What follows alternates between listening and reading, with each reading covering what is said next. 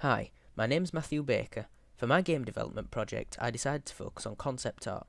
I chose to focus on this because I wanted to refine my skills specifically in character concept development, because I always found proportions a challenge, and I wanted to create character concepts to a portfolio standard. Initially, I struggled for ideas and decided to influence my project on old challenges on ArtStation.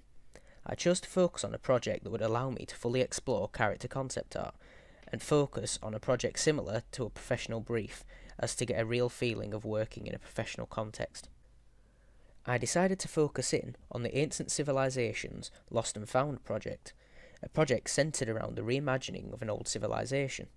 I looked into some of the entries under character design for inspiration and reference. Specifically, I liked the work of Yigit Koroglu and their characters, centred around Sumerians, specifically their deities and gods. I also found the work of Kai-Chin Yan and his interpretation of the Norse gods helpful in making a decision myself. Kai-Chin Yan discussed how during the design process he thought of symbols to help represent each character, and thought of real-life people whose personalities reflected those of each character. This was helpful in me getting a greater understanding of the concept character design process. Based on the theme and initial research, I chose Egyptian gods and mythology as my focus. I chose this because I've always been fond of Egyptian mythology, and I knew this would provide the opportunity for extensive experimentation and exploration, an effective way to challenge myself within character concept development. My original plan was to create multiple characters, but during the process I began to focus on one so that I could develop it extensively.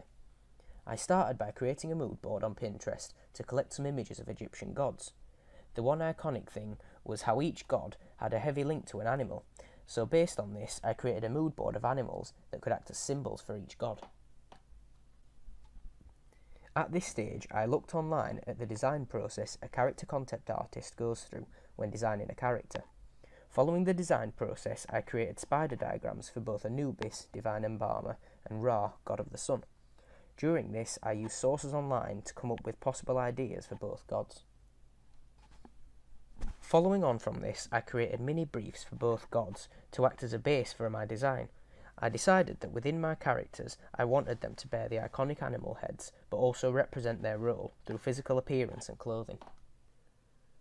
Within the concept art industry, it's always important to do reference studies to help get inspiration and to focus on certain areas you wish to develop on. I decided to do this, focusing on some of the jackal and falcon images I had collected as reference. I did this because the heads would be prominent within both pieces, and I also focused on their feet in case I decided to incorporate more of their animalistic sides into each character.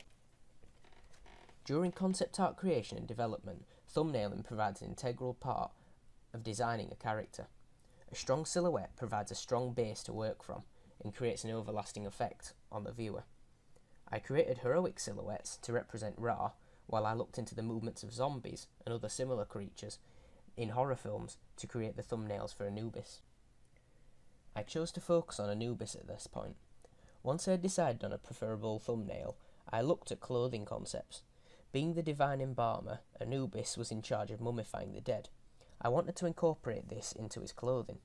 The easiest way to represent this was through bandages, to imply that he too was embalmed, and that his body beneath resembled that of a mummified corpse.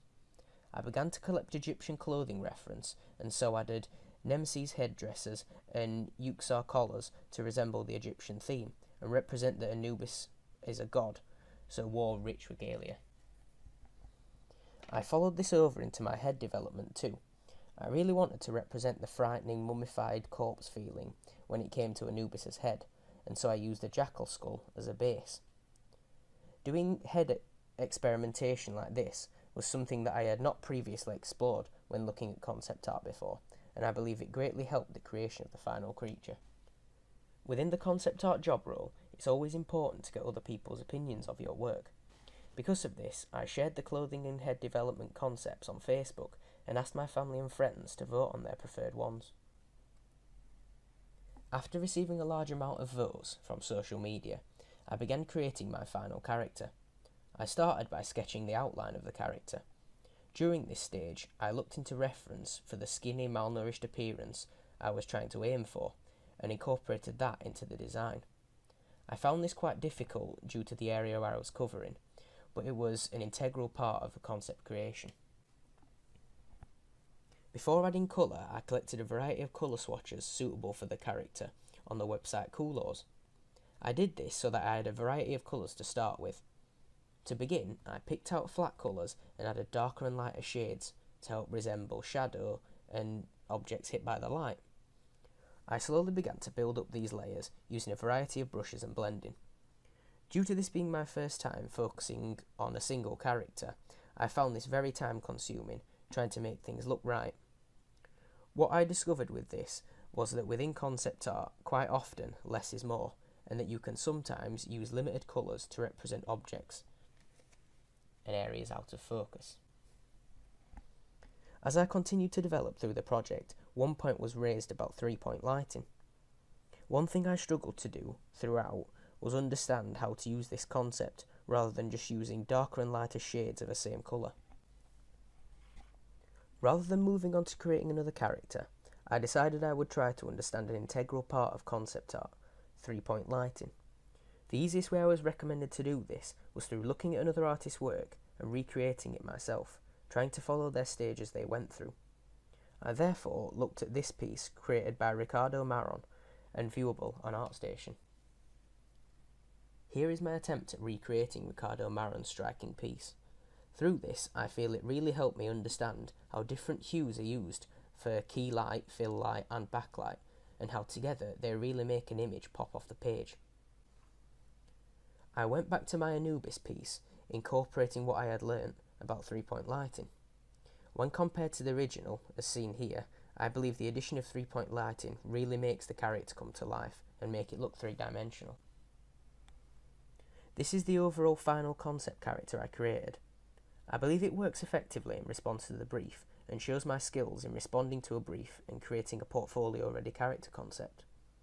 Before I started this project, I believe I had very limited skills in the design process of a concept artist, although I believe throughout this project I have learnt valuable skills including the developmental process, for example clothing concepts and detailed head concepts, as well as more developed skills such as 3-point lighting. I believe I still need to develop my ability using 3-point lighting to reach that professional standard. I will do this as part of my final game project because I plan to create an art book of character, creature and environment art, expanding on the ancient civilizations brief I used for this project. Also, due to not completing my second character for this project, I plan to continue working on that one as part of my FGP.